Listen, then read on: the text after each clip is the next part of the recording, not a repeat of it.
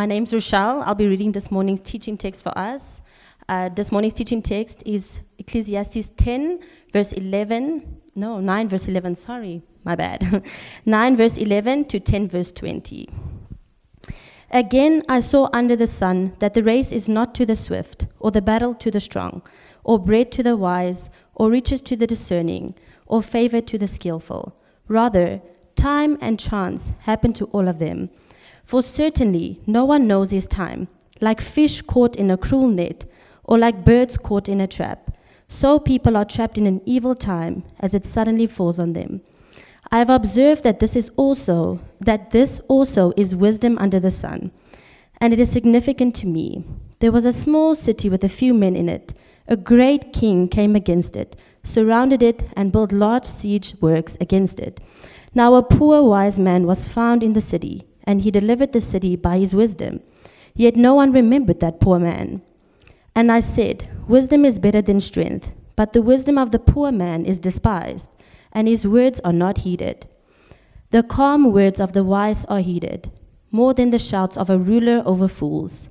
Wisdom is better than weapons of war, but one sinner can destroy much good. Dead flies make a perfumer's oil ferment and stink. So a little folly outweighs wisdom and honor. A wise person's heart goes to the right, but a fool's heart to the left.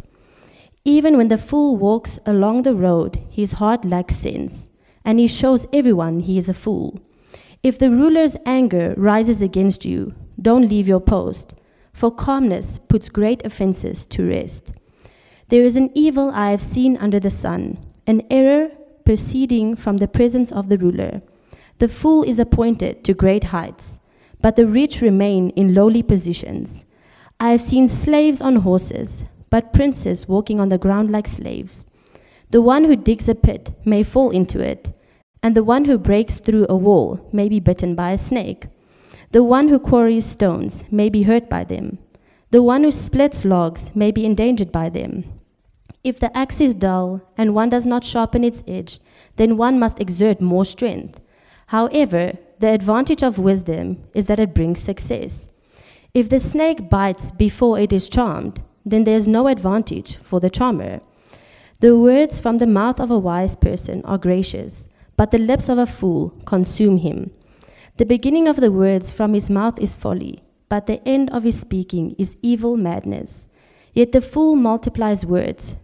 No one knows what will happen, and who can tell anyone what will happen after him?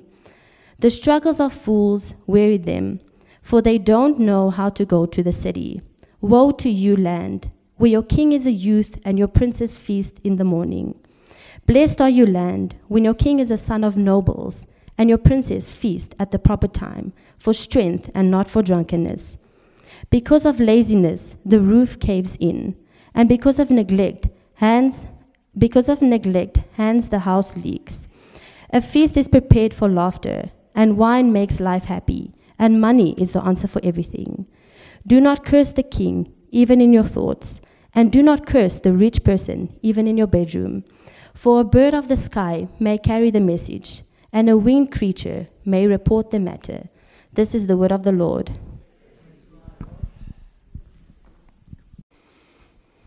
Okay, well, fam, if you're new with us, we're going through the book of Ecclesiastes. If you're not new with us, we're still in Ecclesiastes. We have 2 to go, right? Penultimate is the right English word. Second last sermon in the book. Today's theme is really simple, and it is wisdom and folly. Wisdom and folly. Last week, we spoke about wisdom and joy. So pursuing wisdom and experiencing joy and all the good stuff that God has given us. Today is a juxtaposition, a putting next to each other of these 2 things, wisdom and folly.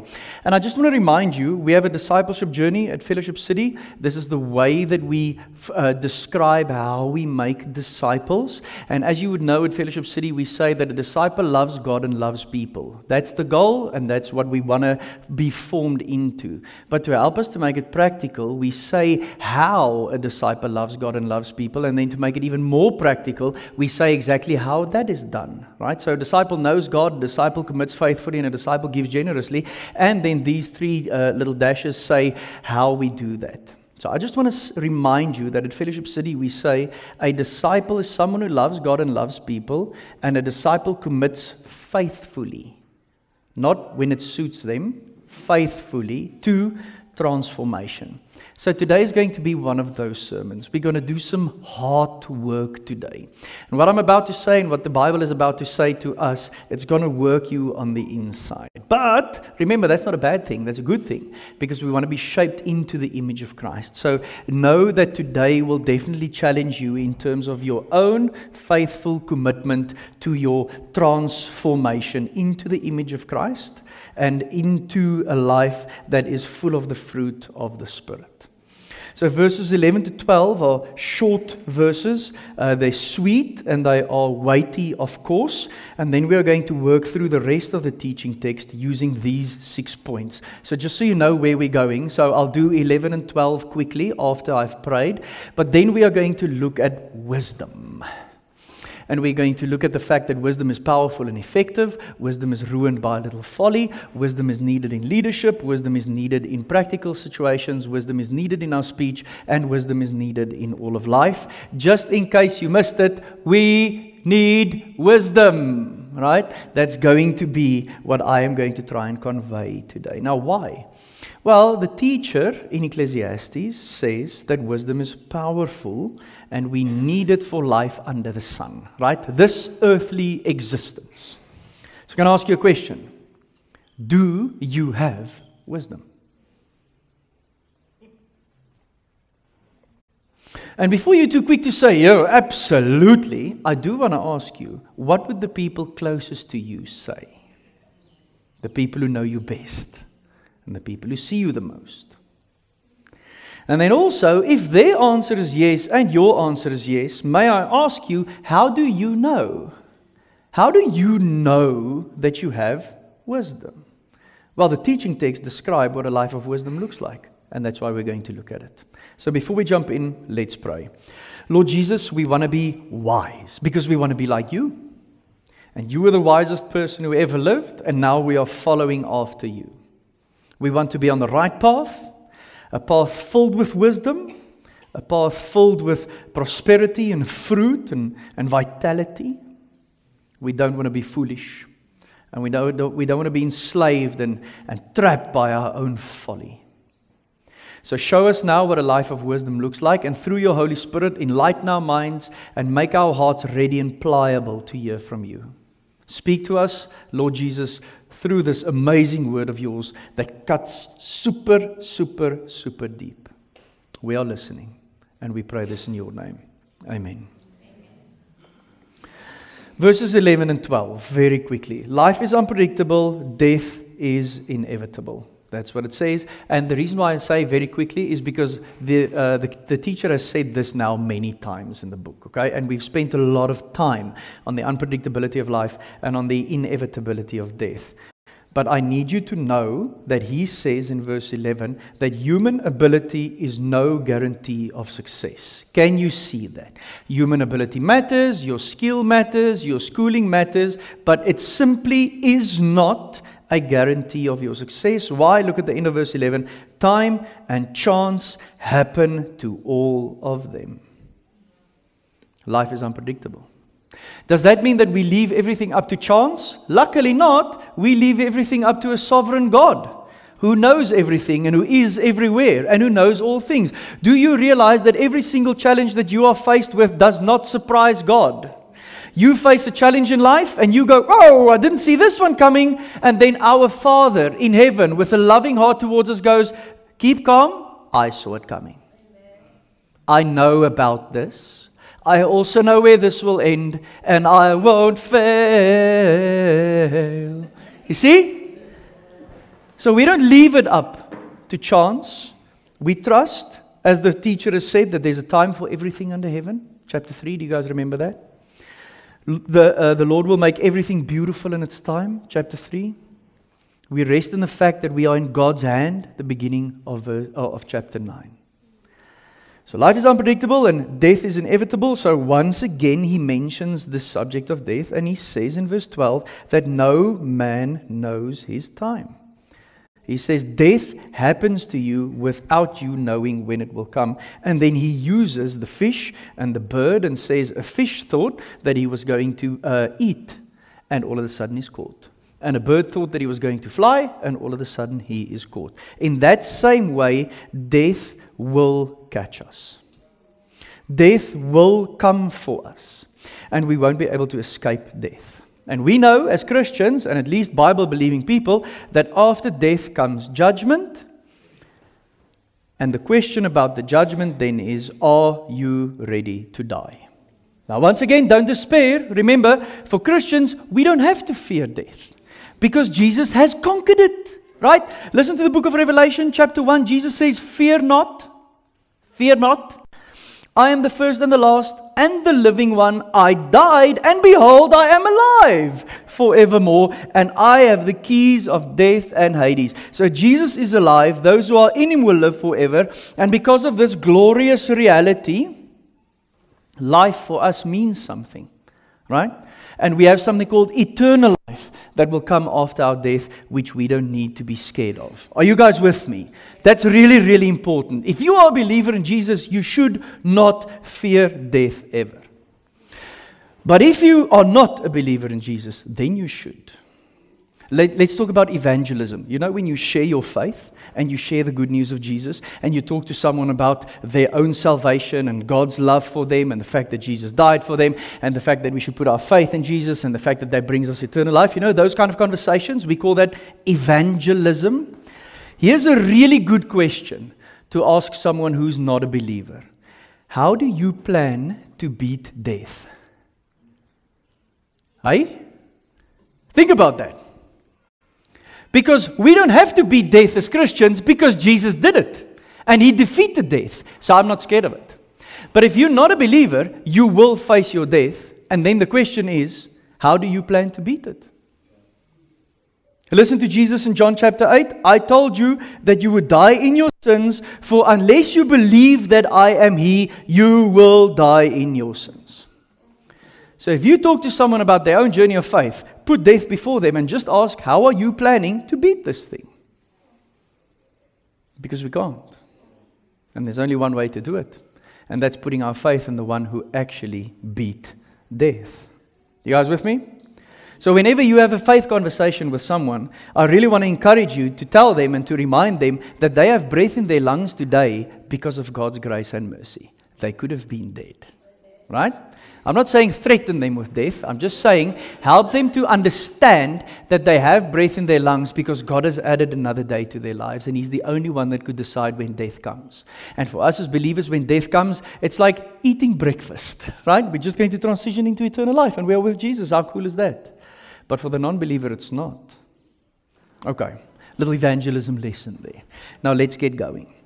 So we said wisdom. Well, the teacher says wisdom is valuable. So from verse 13 all the way through to chapter 10, verse 20, that's going to be the main point. It's a contrast between folly and wisdom.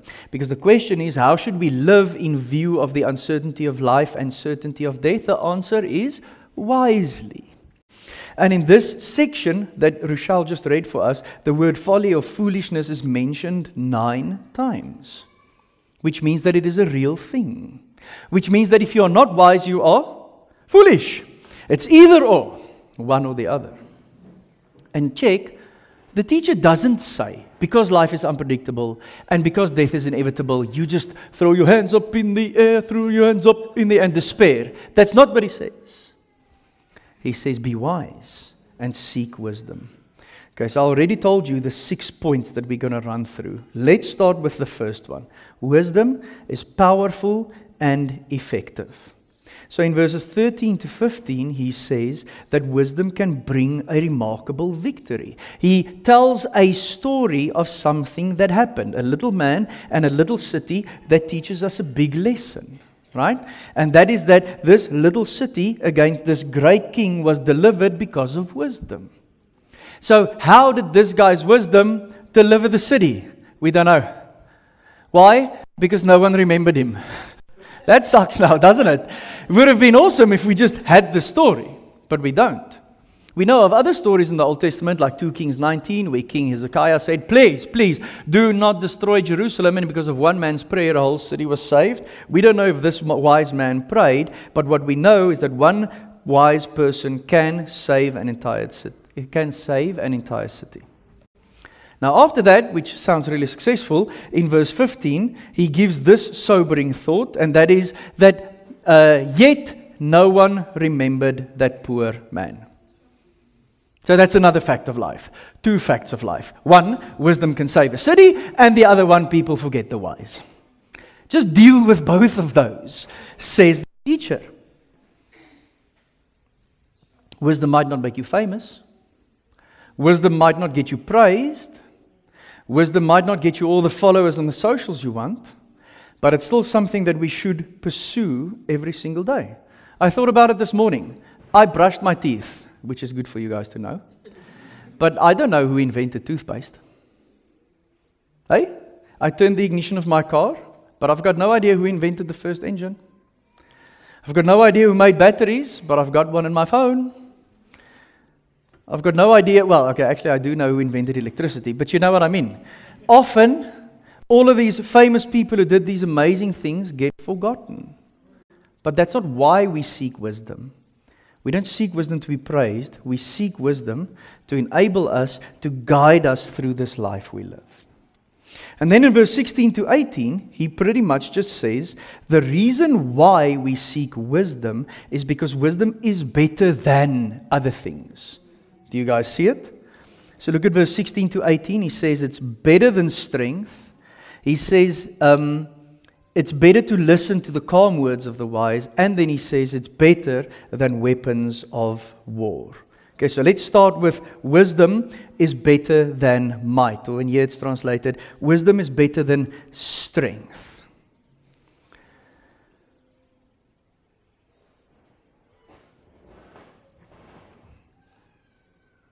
In many ways, we seek strength. Often. We seek ways to be able to impose our will on everyone and everything. We want the world to run according to my way and according to my will.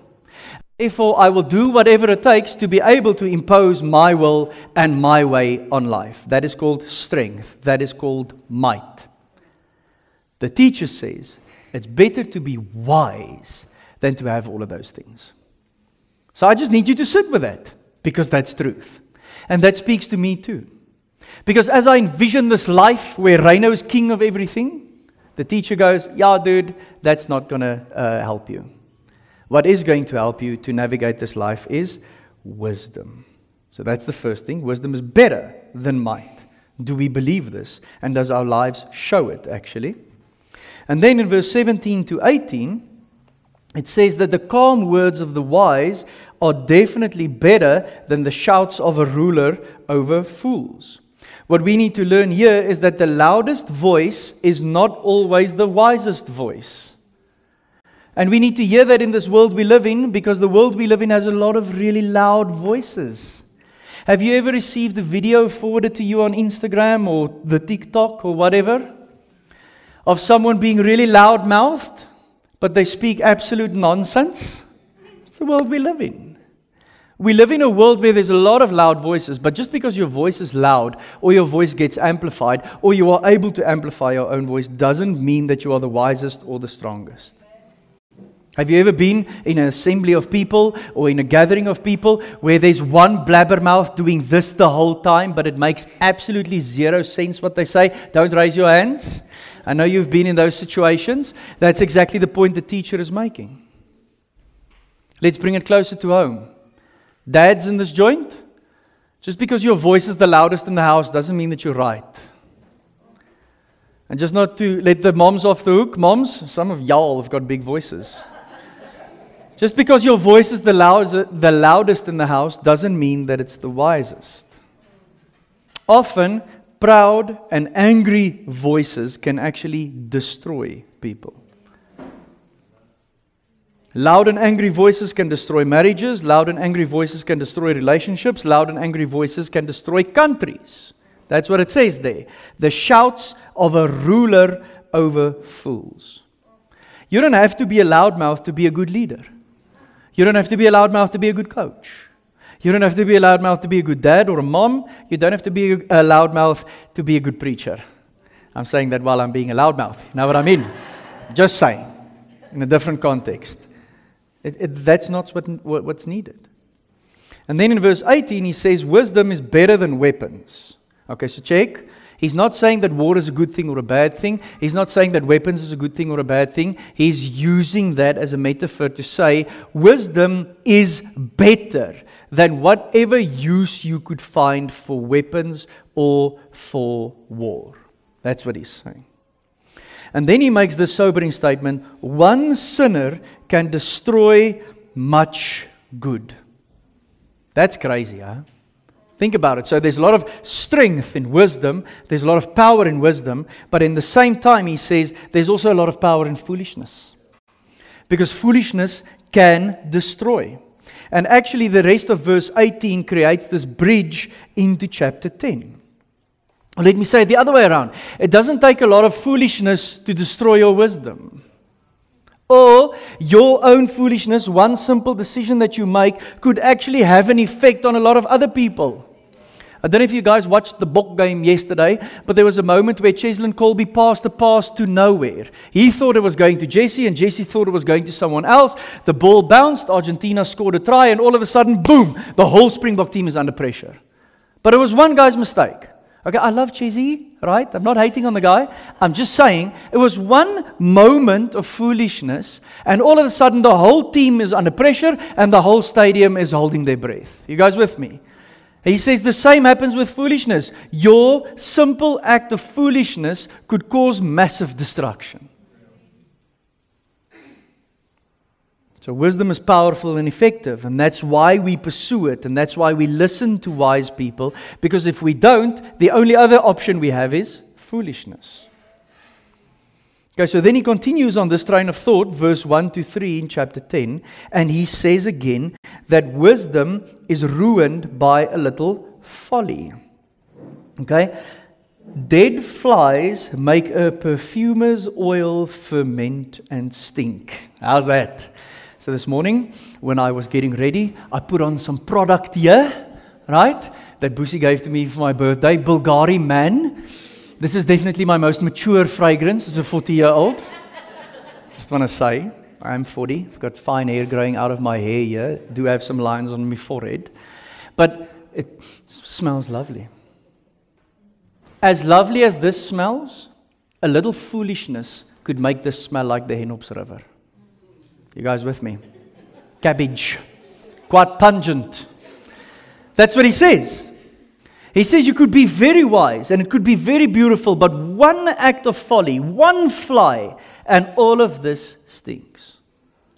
Fam, you know just as well as I do, one harsh word and a relationship is in a tough spot. One moment of being unrepentant and it's days and weeks of repair. One stupid financial decision and you face those consequences the rest of your life. One lie, and you live in those consequences for the rest of your life. Look, I'm not giving you a hiding. I'm just saying what the word says. So I'm just a messenger this morning. And trust me that this works deeply with me too. So the only way that I could stay away from this foolishness is actually to actively pursue wisdom. And then he says in verse 2, a wise person's heart goes to the right, but a fool's heart to the left. That is obviously an antithesis. It's two opposing things. Nothing could be separated further from each other than right and left. Are you guys with me? So it's either the right path, the path of wisdom, or it is the left path, the path of foolishness. And he says, check the beginning of verse 2, it's your heart that will determine that. Okay, so let's pause here. What is in your heart? What's here? You know, we have the saying, his heart wasn't in it. What does that mean? It means I wanted this with everything in me. So what do you want with everything in you? Because that will be what your heart is filled with. So if you want comfort and money and prestige and the crowd's giving you a standing ovation, then that's what your heart's full of. If you want God and His holiness and the transformation through His Spirit, then that's what your heart is full of. Now check, He doesn't say that you decide this with your mind. He says you decide this with your heart. That's why the Bible teaches us to guard your heart. Because your heart determines what you follow, what you chase after, and what you long for. Why do we pray? We don't pray to thank God for food or to ask God to give us a successful day. We pray because that turns our hearts back to Him. Why do we read God's Word? So that we can tick it off every day and say, at least I read my Bible. No, we read God's Word because then our hearts are drawn to His things and His kingdom and His character and what He has for our lives. That's why we do it. I have shared this with you before, but let me share it with you again. When I wake up in the morning, the first thing I say is, good morning, God, thank you for a new day. And then I get up and I walk into our living area, and our dining room and our kitchen is there, and our living area and our office is here, and I stand right there until I'm fully aware of God and His presence before I do anything. Because if it's up to me, my heart would be busy with what? With my own things and the things that I care about and the things that I have on my agenda. So I stand there and I down a 750 ml bottle of water, and then I stand there and I wait until my heart is with God, until my mind is with God. And then I open up His Word and I read it immediately. He can speak first. I don't have to talk first. This morning was Matthew 5. Woo-wee! What a ripper. Wake up with that at 4:30 in the morning. That'll set your day. That's why we do these things.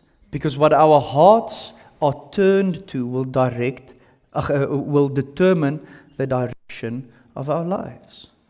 We have to tend to the heart. Here's how you tend to the heart. At the end of the day, do an audit of everything you said today. Because Jesus says that what is in your heart will spill out through your mouth. That's it. So if what spills out of your mouth is hatred, anger, selfishness, condemnation, criticism, then that's what's alive in your heart. It's like a fountain, right? You can only have clear water coming out if the foundation is clear. Just do an audit every day. What did I say today? And what came out of my heart? And then you repent and you start again tomorrow. And you ask God to purify your heart.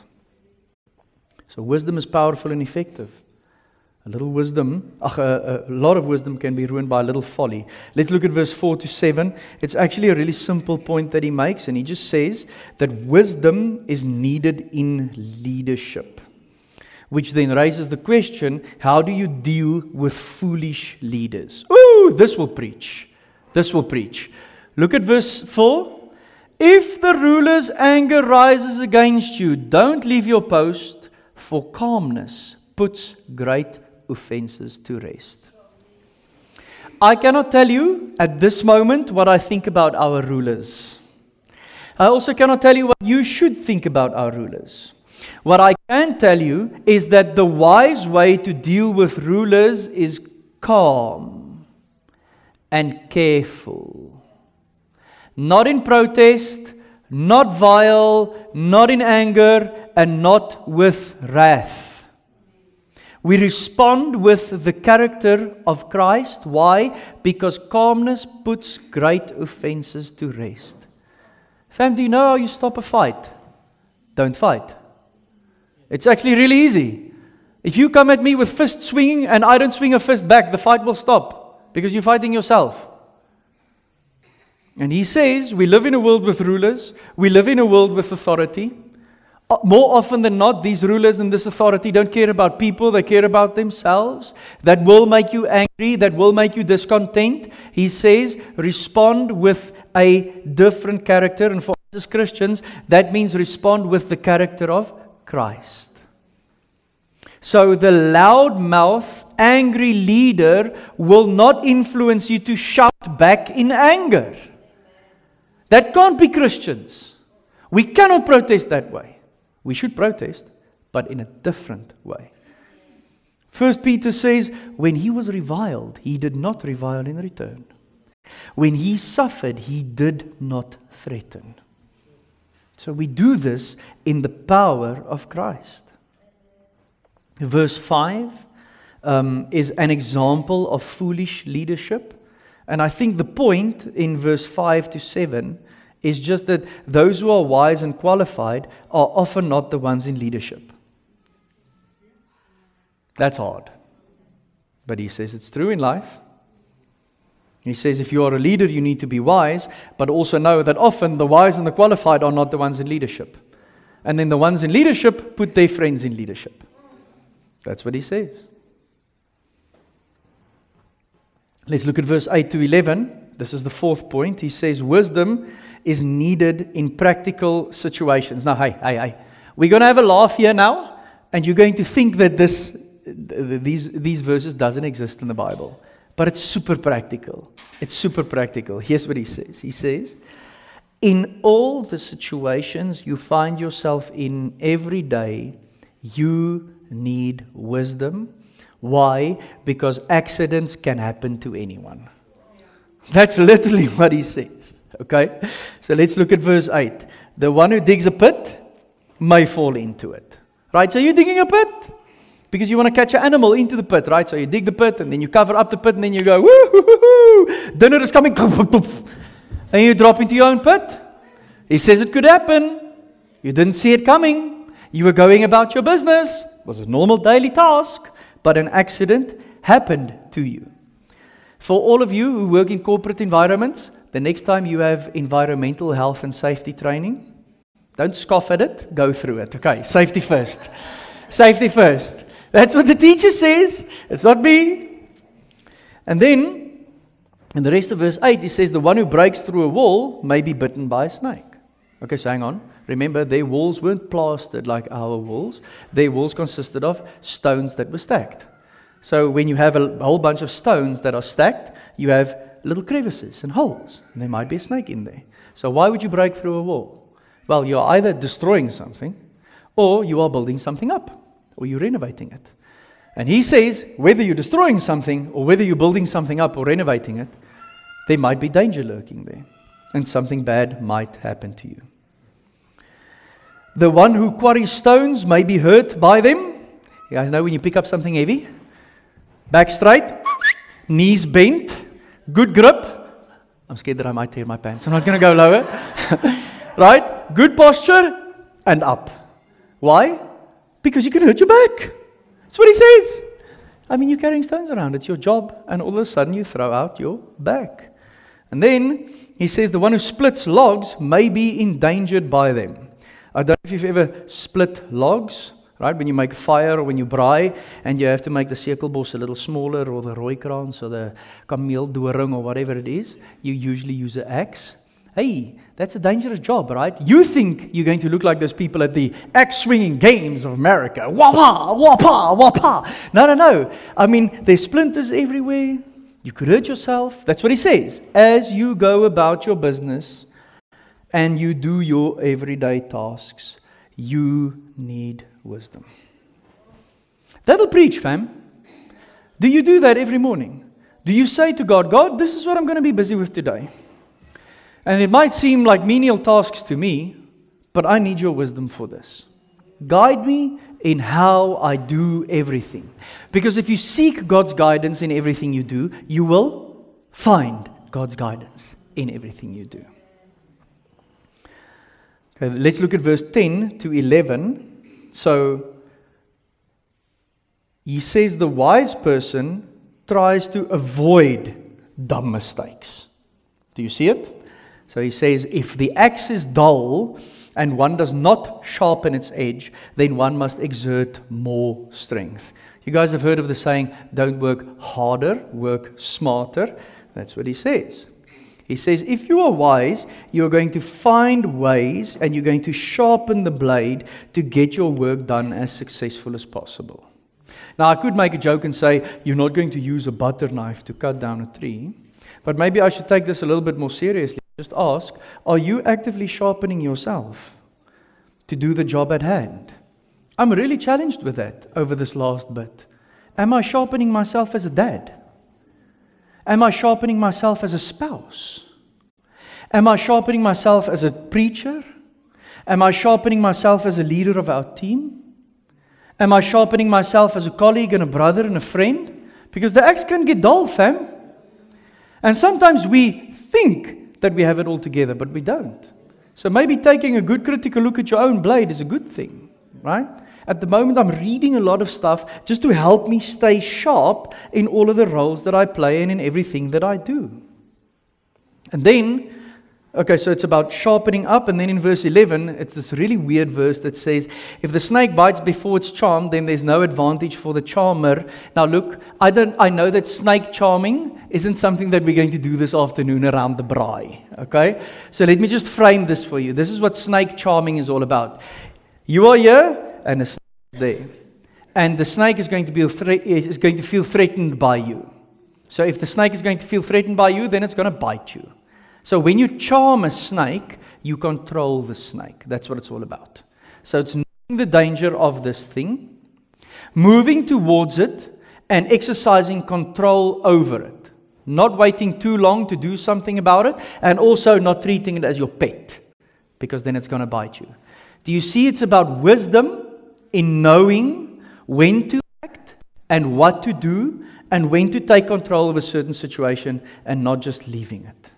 Fam, that'll preach. There's stuff going on in your life that you need to take control of. Take control of it. I'm not saying have it all done your way. I'm saying there are broken things that's not God-honoring in your life. Take control of them. Take control of them in such a way that God is honored by them again. Because if you leave them, it's going to bite you. And if you dismiss them, it's going to bite you too. That's what the charming of the snake is all about. Can you believe that a verse about charming a snake can have so much wisdom in it? Love the Bible. Love the Bible. Let's keep going. We need wisdom in our speech. I only have 2 to go, fam, so stay with me. Fools use destructive words. And therefore, we need wisdom in our speech. Fam, words are powerful. So powerful. Every single word you say every day to yourself and to others, fam, the Bible says it's life or death. So it's either going to kill someone or it's going to bring an unbelievable amount of life. We should be wise people who speak words of life. Speak life over your marriage. Speak life over your spouse. Speak life over your kids. Speak life over your words. And speaking life doesn't mean simsalabim or some or another, incantation. It means encouraging someone, loving them, telling them what you see in them, being excited about your work, praising your team if they did good work. We should speak life as Christians. Wise people use encouraging words. I had the privilege of going on a 2-hour run with my good mate and also fellow pastor yesterday. Fam, after those 2 hours, I was so encouraged. Because the only thing the two of us did to each other was just encourage each other the whole time. Up the hills and down the hills. Up the hills and down the hills. Encouraging each other to stay the course, to love our wives, to lead our churches well, to stay in prayer, to believe the gospel. Man, I was changed after those 2 hours. We made a conscious effort of speaking life to each other. And as we were coming down the last kilometer to our house, I said to him, dude, I just want you to know, this friendship is really blessing me. I'm really blessed by your friendship. I feel so encouraged. Thank you so much for just being so good and so kind to me. And then he said the same. That's what wise people do, is we use our words for that. Fools use irrational words. Fools use unrestrained words. Fools use boastful words. We don't use those words. So can I ask you again to ask the Holy Spirit to put a guard in front of your mouth? You know the age-old principle. You have 2 ears and 1 mouth. Therefore, you should listen twice as much as you speak. Oh, it's so corny, but it's so true. It's so true. Put a guard in front of your mouth, because fools destroy with the words of their mouth. Wise people build up and edify and praise God with their words. Last one. Wisdom is needed in all of life. So the only thing that the teacher is going to do now is he's just going to recap everything he said. Okay, so if you missed it, I'm literally going to repeat everything I just said, just in a shorter section. Okay? Leadership requires wisdom, verses 16 to 17. Practical solutions require wisdom, verses 18 to 19. And then in verse 20, he says we need wisdom in our speech. Now, I'm not going to run through all of those verses, but I do just want to give some attention to verse 19, because a line that says, wine makes life happy and money is the answer for everything. Woo! That's fire. Fire is a good thing if it's in the right context. Fire is a devastating thing if it's in the wrong context. Are you guys with me? Right, so fire in the fireplace, fire in the braai, ooh, it's beautiful.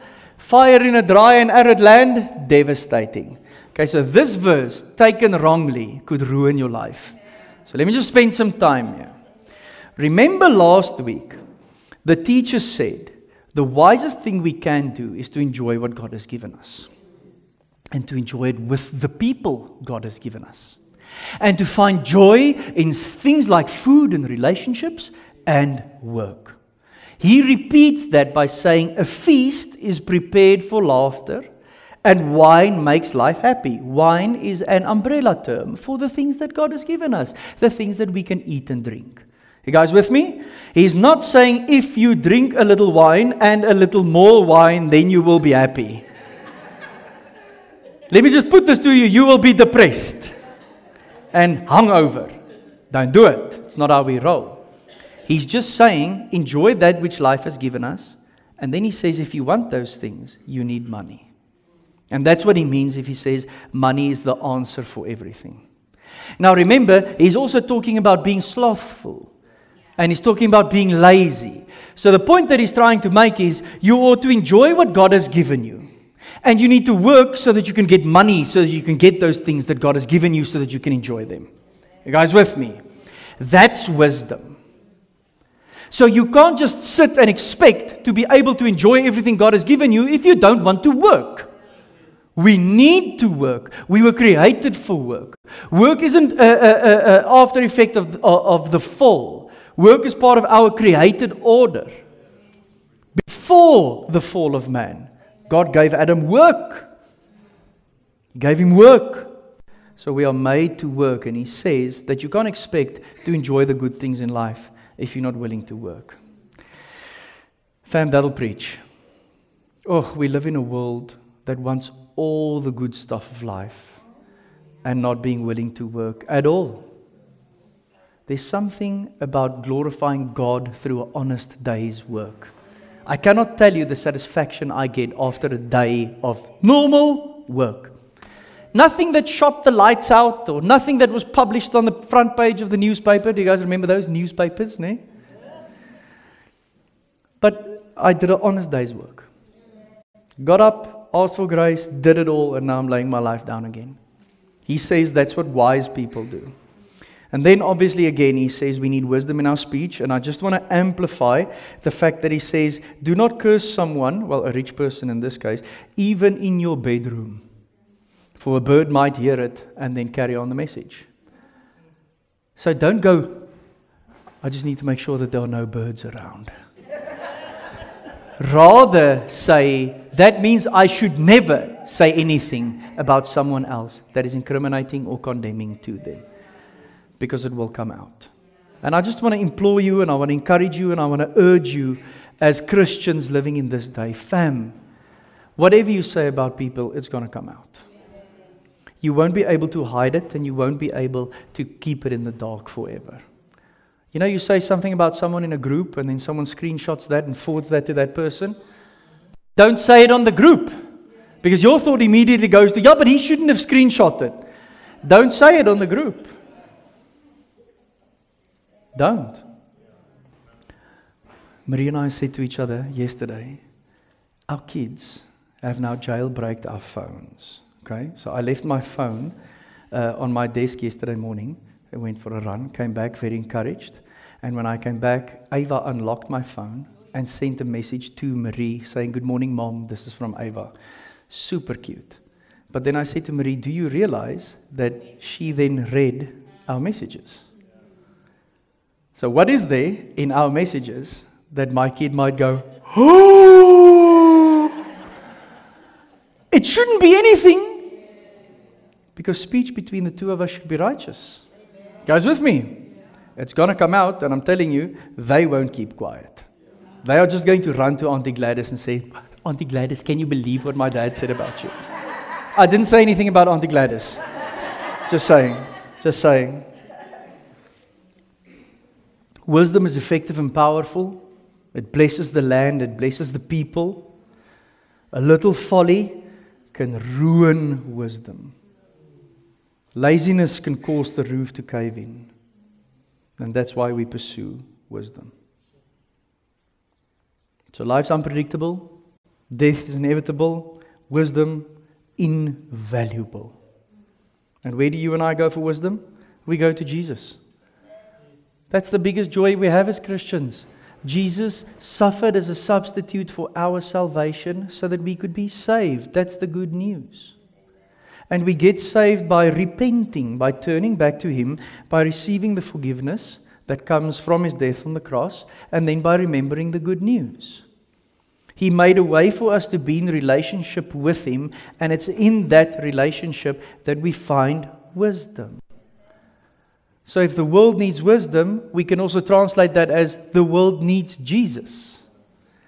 Because Jesus is our righteousness. He makes all relationships between us and between Him right again. And He is also our wisdom. Do you guys realize that Jesus never made a foolish decision? Because a foolish decision is sin. And Jesus never sinned. Yet He was tempted like us in every single way. Isn't that amazing? That means when you go to Jesus and you say to Jesus, "Jesus, I need wisdom." Do you know what He's going to tell you? "I know how you feel. I've been there myself. I didn't sin, so I'm going to pull you through here." Isn't that amazing?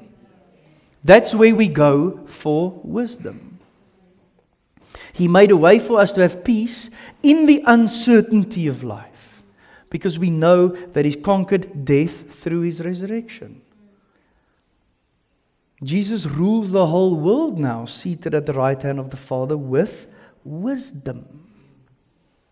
And it's to Him, the only wise King, that glory should be forever and ever. Amen? Amen. Man, Ecclesiastes is fire. I love it. Let's respond. I'm going to ask the worship ministry to join us so that we can respond in song. Can I ask you, while we are here now and while we heard this word, to close your eyes and to just allow the Holy Spirit to work with you. We spoke about the fact that wisdom is powerful and effective. We've spoken about the fact that a little folly ruins wisdom. Maybe today the Spirit is saying to you that you need wisdom and that you need to pursue wisdom. Maybe today the Holy Spirit is showing you how a little folly is ruining your wisdom. Then, fam, today is the day of repentance. Today is the day in which you say, "I am going to turn away from this little folly, ruining all my wisdom, and I'm going to pursue wisdom again. Lord Jesus, I need your grace." Maybe pursuing wisdom, wanting wisdom, listening to wisdom hasn't even been on your prayer list. And maybe the Holy Spirit is just saying today, do this, and put it on your list. Ask me for wisdom. Maybe you're a leader today, in whatever way, shape, or form, and you realize that you're leading out of your own skills, you're leading out of your own abilities, and the way that you lead is hurting people. Don't be filled with fear, don't be filled with guilt, don't be filled with shame, just repent. Today is the day of repentance. And ask God to make you a wise leader. Maybe there are some practical situations that you're dealing with, like digging pits and splitting logs, but you actually need wisdom in it, then ask God, and He will give it to you. He will give it to you, the book of James tells us in James 1, verse 5 to 6. Ask Him, and He'll give it to you. Maybe today you are really convicted of the sin that you do with your tongue and with your mouth. The fact that you need wisdom in your speech, because your speech is tearing down, not building up. Your speech is causing death and not bringing life. Well, repent and ask the Holy Spirit to refine and renew your speech. Let's pray. Thank you, Holy Spirit, that you work in us and that you work to transform us. Thank you for moments like this in which you can do deep work and in which your word comes alive to us and it doesn't leave us unchanged. Some of us need to change from a way of foolishness and folly. Call us back to you, Lord Jesus, through your Holy Spirit. Help us to repent and return and receive and remember. Some of us have been leading like fools, and we need you desperately so that we can lead with wisdom.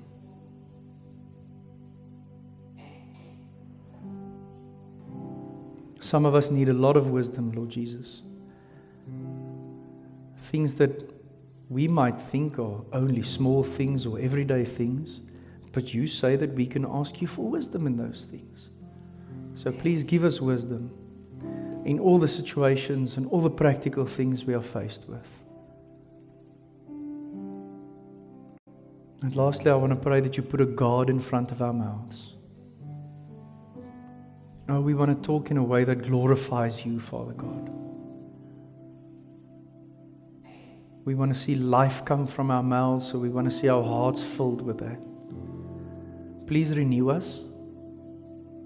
Please purify us. Please lead us to speak life. We pray this in your name. Amen.